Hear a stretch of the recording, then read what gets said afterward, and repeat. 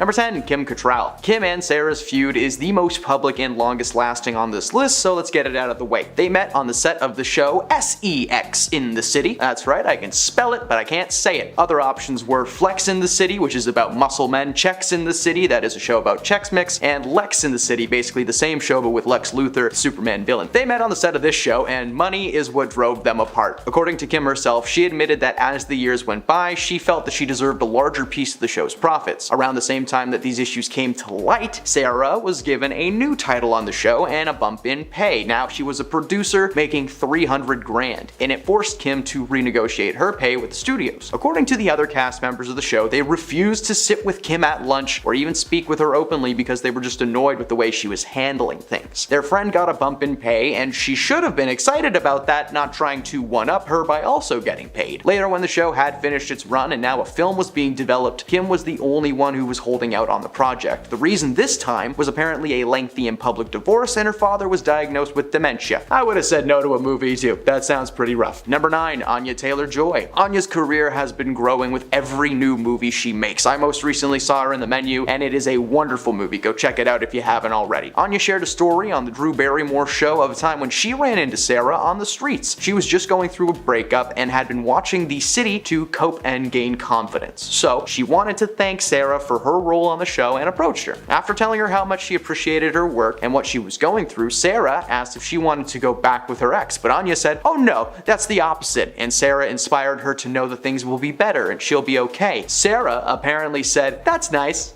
I'm gonna get in my car now," and drove away. Now, it's unclear why she responded like this to the statement. Being caught off guard is not an unfamiliar feeling, but she was being praised for her work and told how much it was inspiring another person. Sharing the moment may have just been a way to give us a heads up. Don't say anything nice to Sarah Jessica Parker. Number 8. Bette Midler. Bette and Sarah starred in the classic Halloween movie Hocus Pocus, a movie that will outlive all of us and be viewed by generations to come. The sequel, not so much. Sarah and Bette both played their roles perfectly, as well as Kathy Najimy. There is a very memorable moment in the film where the witches sing "I put a spell on you" and enchant all the adults in attendance, and on top of this scene, Sarah's character sings to enchant the children of the town and bring them into the clutches of the Sanderson sisters. Bette revealed that Sarah actually did sing all of her parts herself and did a great job doing it. The warning that Bette Midler delivered was about how talented Jessica was, warning us to look out and be careful because she is gonna come for you and take your job, and apparently your kids. There are a lot of fun behind the scenes facts about Hocus Pocus, like Doug Jones literally holding live moths in his mouth so that they could save some money on special effects, but they could occupy their own list. So let us know if you want to see that down below. Number 7.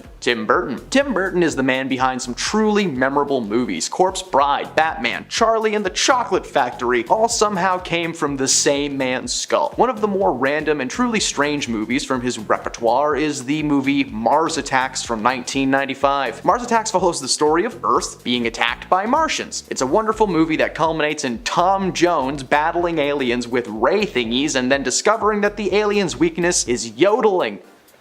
That's in the finale of this movie. Earlier in the movie, though, we're introduced to Sarah Jessica Parker as Natalie Lake, who is one of several big-name celebrities involved in this movie. Other people were like Jack Nicholson, Jack Black, Danny DeVito, and Glenn Close, just to name a couple people. This movie deserves a remake or a re-release, something. It's just so wild. Tim warned us about Sarah by casting her in the role where her head is removed from her body and stitched to the head of a tiny chihuahua, probably being a metaphor for not letting her status get to her head, or maybe he just really wanted to see Sarah's head plastered onto a dog. That's probably it. Number 6. Hugh Grant. Hugh is a rom-com original, starring in several films as the leading man attempting to gain the affections of his A-list co-star. In the late 2000s, he was cast to star in a film with Sarah called Did You Hear About the Morgans?, a film that follows their characters as a couple forced out of the big city after they become involved in the witness protection program. The premise sounds pretty neat, and I haven't seen it before, so it's on my list now. When speaking about his new role to outlets like MTV, he has nothing but nice things to say about Jessica, with his only real negative comment being about her appetite. According to him, you put anything in front of her, it's gone in 4 seconds. So mean. The two actually grew very close during the production of this film and bonded due to their mutual fear of the final product. Number 5. Matthew McConaughey. This man is a treasure. Go listen to his book or read it if you have the patience. He starred in a rom-com with Sarah Jessica Parker in 2006, and rom-coms used to be his bread and butter before he was able to take on more serious serious roles and,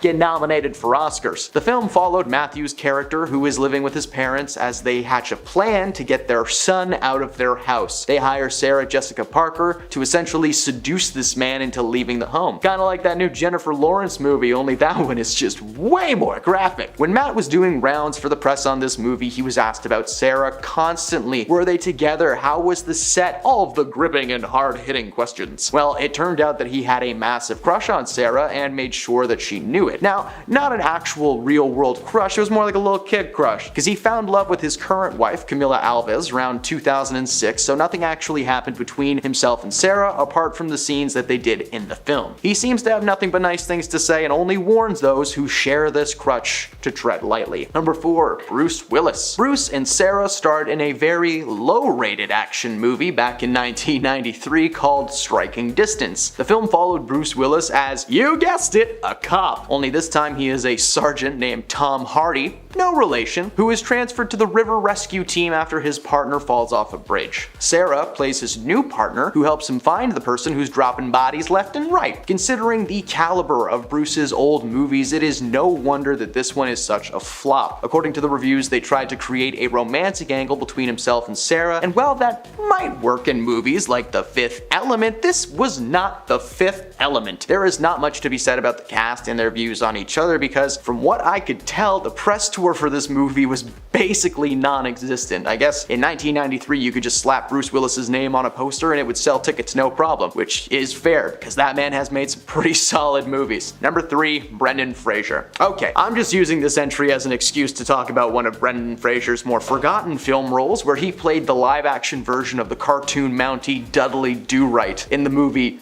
Dudley Do-Right. The film, released in 1999, starred Brendan, Alfred Molina as the villain Snidely Whiplash, you might know as Doc Ock from Spider-Man, and Sarah played the love interest Nell Fenwick. Now, if you have ever seen the live-action Rocky and Bullwinkle movie with Robert De Niro, the same studio made this movie, so you can guess where the energy is. Sarah and Brendan spent a lot of time together on set of this one, and it seemed to make the most of the situation. The two understood that they weren't taking part in some Oscar-nominated movie that was going to be this big thing. No, that was The Whale. The costumes were bright and colorful, the dialogue was cheesy, the amount of times Brendan gets injured makes the whole thing feel like an attempted Three Stooges remake, and that never goes well. Brendan's warning was simply to those coming to see this movie that it is not to be taken seriously and just should be enjoyed as a fun live-action cartoon, which it was. Go watch that movie, it's fantastic. Number 2, Ladies in the City. Despite continuing to work together through all of these feud rumors and supposed tension on set, the producers of the show and films have apparently been causing issues with Kim Cattrall since day one. Now, when they said no to her receiving more money as her co-star Sarah did, things continued to be sour as time went on. There was always tension between the crew and it made for an overall difficult work environment. At least that's what the media wanted us to think. According to Kim and Sarah, in the past few years, those rumors were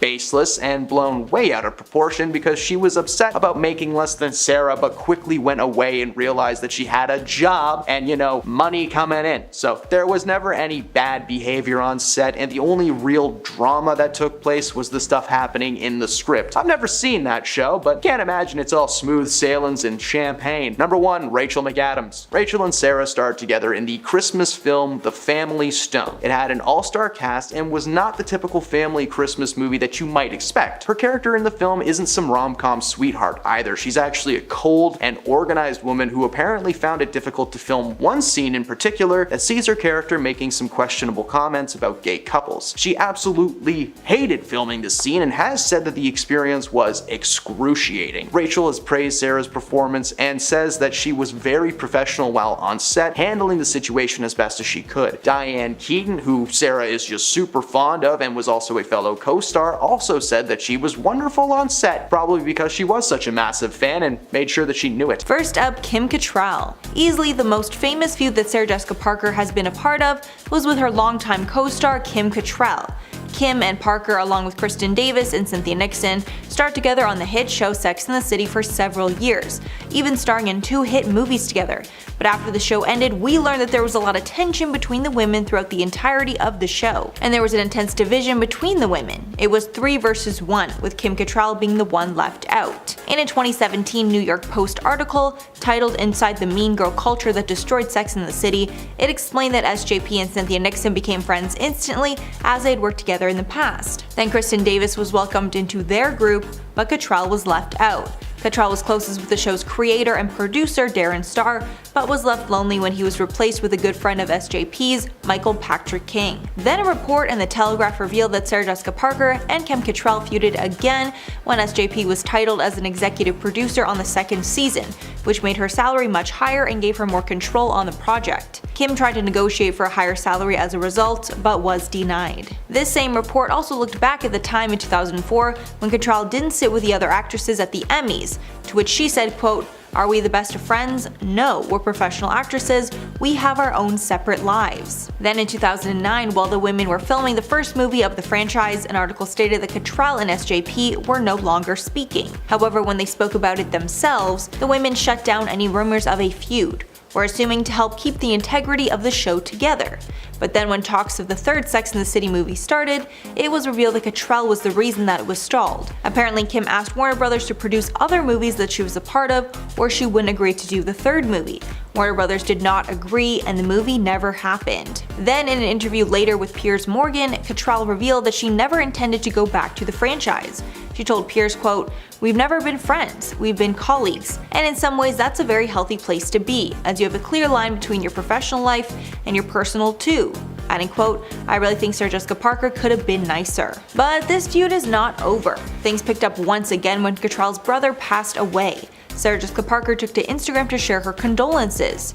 She wrote in an Instagram comment, quote, "Dearest Kim, my love and condolences to you and yours, and Godspeed to your beloved brother."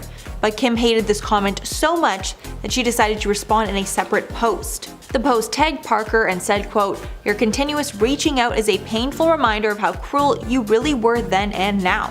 Let me make this very clear, if I haven't already, you are not my family, you are not my friend." Clearly putting their feud on blast to the public for the first time ever, and making it clear that they had problems back when they were filming the show. Because of this long-running feud, Kim Cattrall is not a part of the new revival, and just like that, the show did not kill off Samantha Jones, rather they wrote that she moved to London following a fight with Carrie Bradshaw. From Cattrall's social media activity, it's clear she has no regrets about her choice not to be a part of the new show. Next up, Candace Bushnell. If you didn't already know, the Sex and the City series is based on the book by Candace Bushnell, so essentially Candace is the real-life Carrie.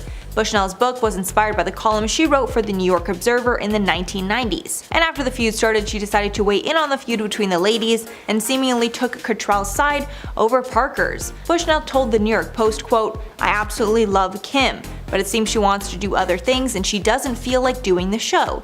Maybe she doesn't want to be the character anymore. Maybe she doesn't want to put the Spanx on." Adding, quote, "In real life those women are not those characters, they are the opposite.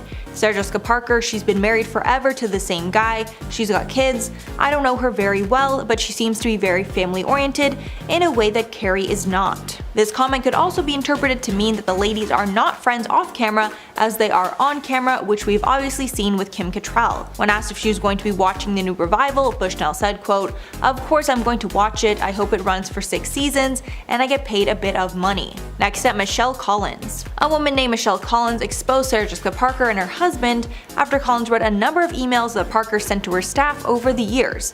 In the emails that Collins claimed were written by Parker, she told her staff to refill a tiny container of Vaseline with a small spoon or knife for her children's use. In the email, Parker stressed not to make the refill jar too big so that it doesn't clutter her home. Also, after this is done, the cutlery used for that task must be washed in a specific way. It must be hand washed using a paper towel followed by a cycle in the dishwasher.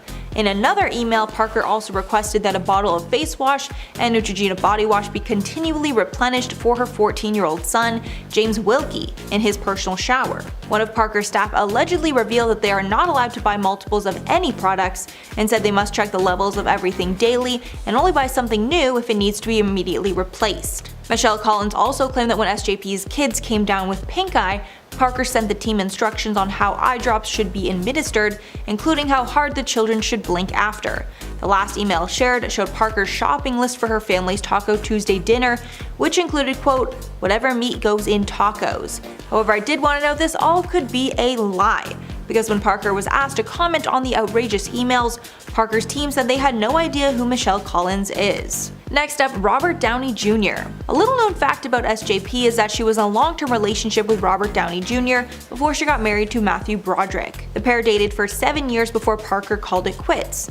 Years later, they both revealed secrets about their relationship, and Parker exposed that she had to let him go due to his struggles with illicit substances. Parker then revealed in a Vanity Fair interview that the relationship taught her how to be a parent. She said, quote, "It taught me how I love, and what's the difference between loving and taking care of people, and what's necessary and what grown-ups should do and shouldn't do for each other.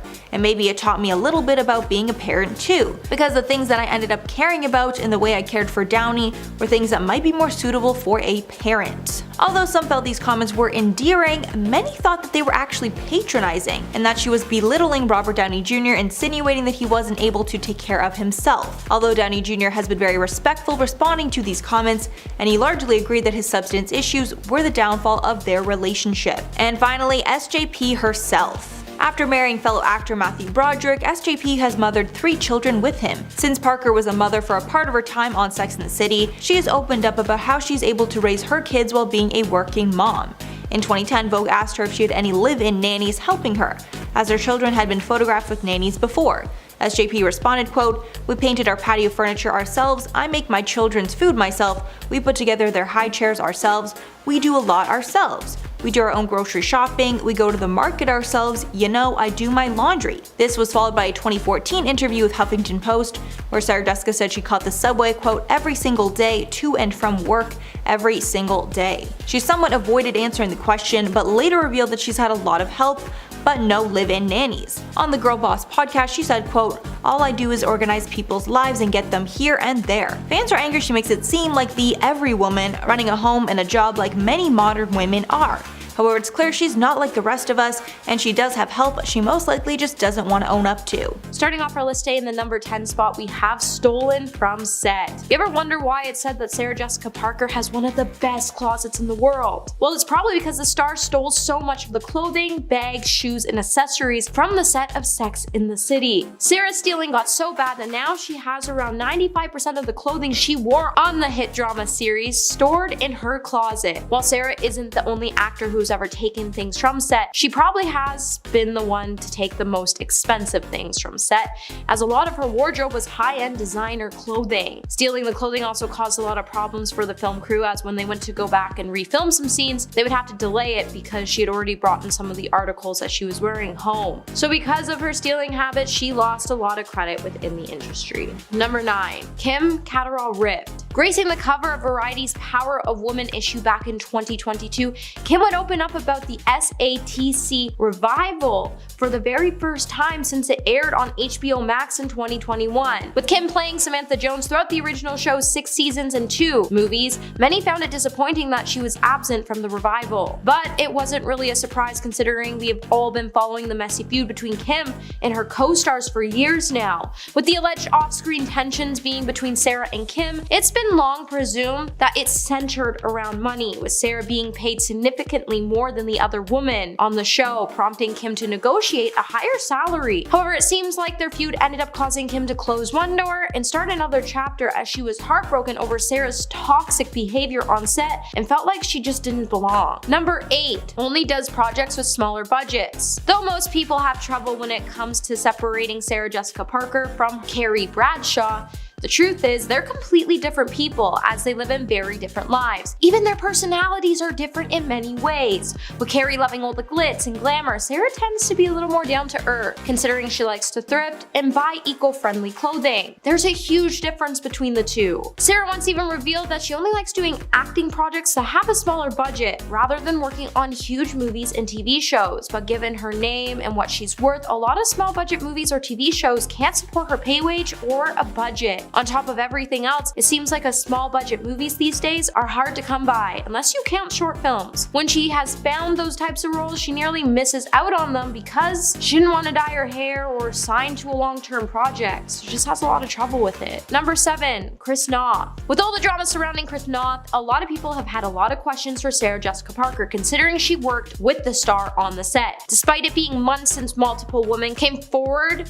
to accuse Chris of misconduct, Sarah Jessica Parker would seem to be unprepared when it came to a field of questions on the subject. And when she was asked her reaction to the controversy as a producer, she would tell THR, "I don't even know if I'm ready to talk about it, but I don't think I wasn't reacting as a producer. I should have worked on this because it's just.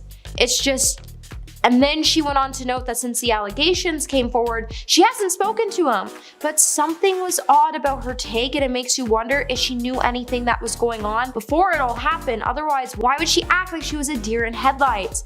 Especially since the cast of SATC would come out to say shortly after their allegations, and they would say they were sad to hear about the allegations and they supported the woman who had come forward to share their experiences and noted that it must have been a difficult thing for these women to do. Number 6. LGBTQ outrage. Back in 2019, Sarah Jessica Parker sparked a lot of outrage when she made a special mention of the LGBT veterans in her tribute to fallen soldiers on Memorial Day. After the actor was criticized for encouraging decisions and reinforcing stereotypes with her Instagram post, in the post she would say, "On this Memorial Day, it is an honor to remember all of our men, women, LGBT veterans who sacrificed, who face selflessly and with grace, who have our lasting gratitude." Immediately, fans started to call out the star for being too politically correct by giving members of the military a special mention, with one saying, "Why can't it just be everyone that served? Are we so politically correct that we can't just honor all veterans?" And another fan would say,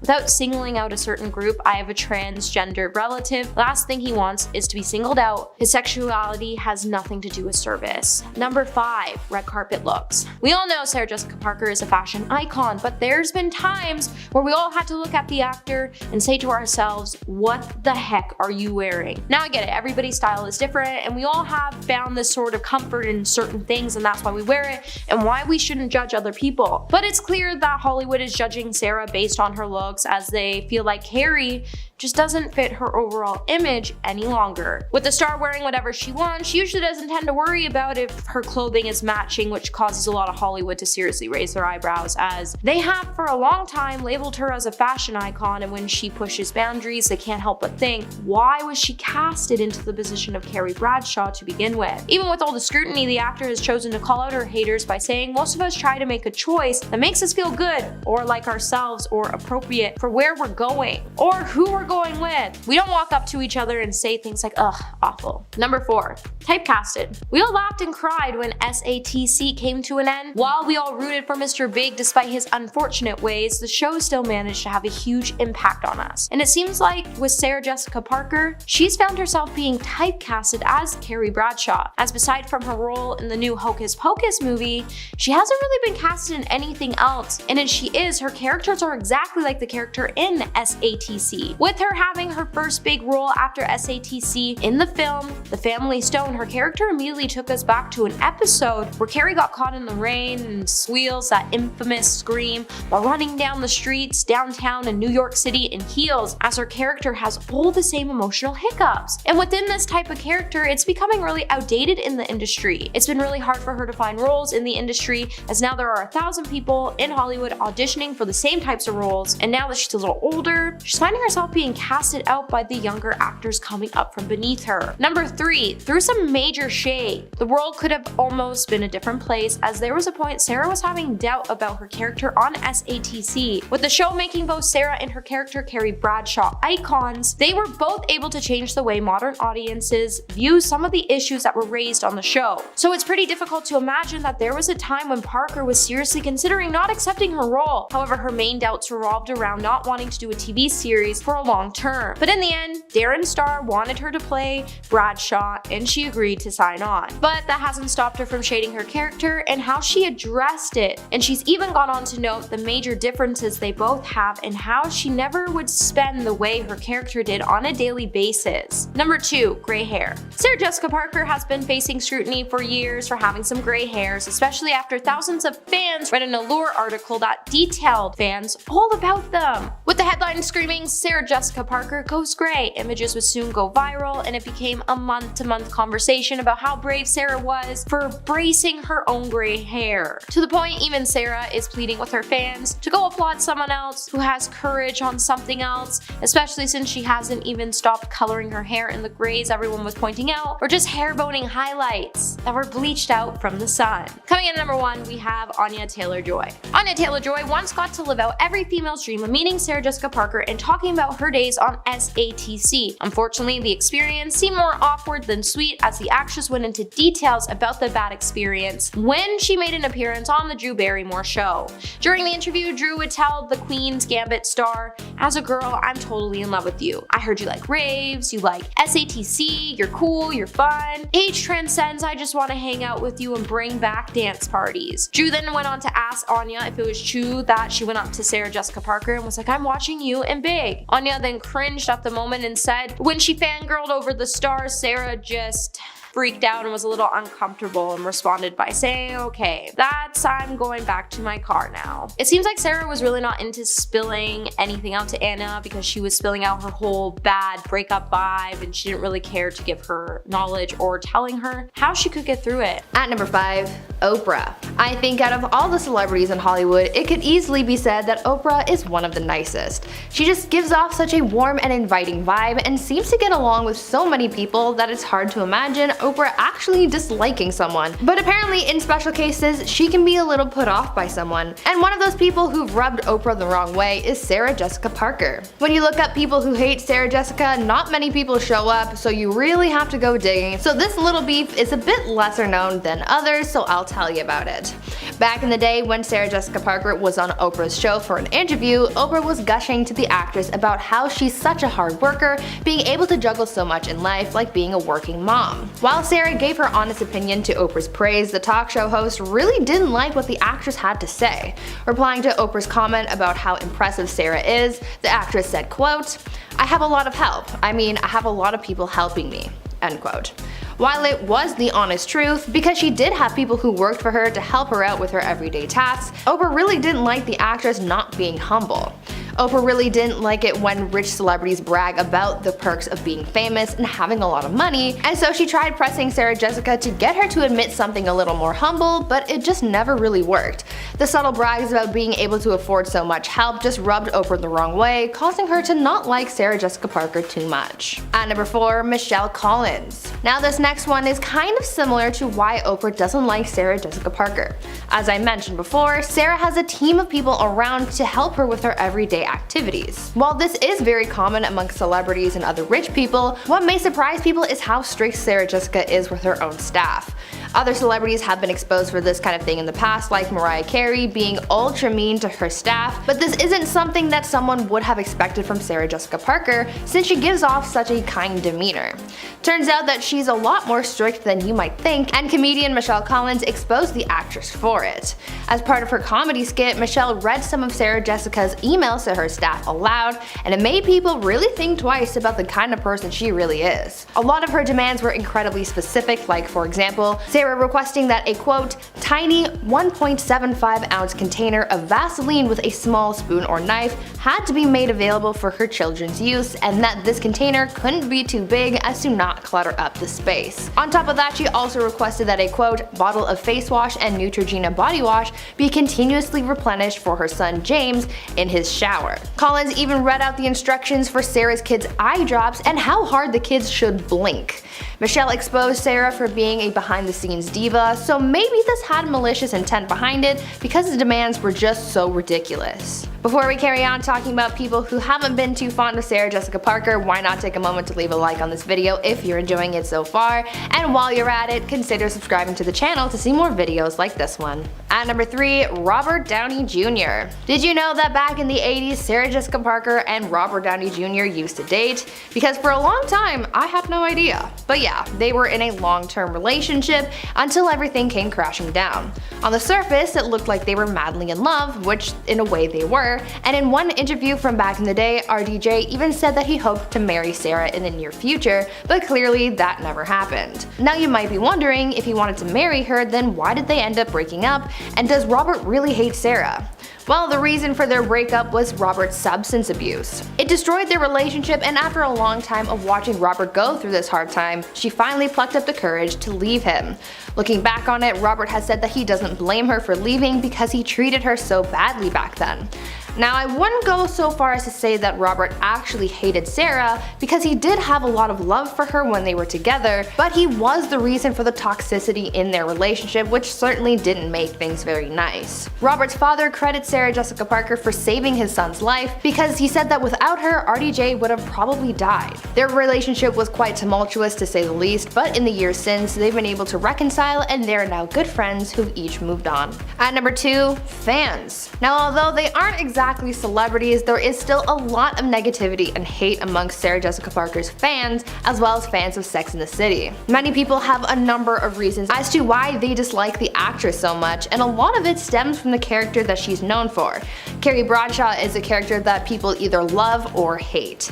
Many fans say that they just can't stand her because of how unrelatable she is. They didn't like the way that the character carried herself, making everything a bigger deal than it needed to be, always being involved in some kind of petty drama, and not being very humble about her lavish life. As a result of the negative aspects of Carrie's character, some fans have linked that to Sarah Jessica Parker, and this has created a lot of hate for the actress. The other thing that people use against Sarah Jessica is her appearance. Many people online have said that they hate the actress because of the way that she looks, which really shouldn't be a factor of whether or not you like someone. I think this could be a real case of fans forgetting that the actor and the character are two different people. While yes, sometimes an actor can pick up traits from the character they play, especially if they've been playing that character for a long time, but again, that can't be a reason to hate someone. And finally, at number 1, Kim Cattrall. When Sex and the City was at its peak, everyone just pretty much assumed that the leading ladies were all best friends because they looked like such close friends on TV, but years after the show and movies ended, we found out that this definitely was not the case. After the third movie was taken off the table because of Kim Cattrall's refusal to do the film, this is when the truth of the matter started to show, and people found out about the huge feud between Kim Cattrall and Sarah Jessica Parker. The feud really came to a head after Cattrall's brother passed away, and Sarah Jessica Parker wrote a message of condolence to her former colleague on social media. Cattrall was not having it and didn't want any kind of sympathy from her arch-enemy, and clapped back to Sarah's message by writing, quote, "Your continuous reaching out is a painful reminder of just how cruel you really were then and now. Let me make this very clear. You are not my friend. I'm writing to tell you one last time to stop exploiting our tragedy in order to restore your nice girl persona." This made it abundantly clear that there was a lot of built-up tension between the two actresses. Cattrall has addressed the fight numerous times, saying that the mean girl culture of the show is really what destroyed it, and doesn't look to be close to putting this drama behind them anytime soon.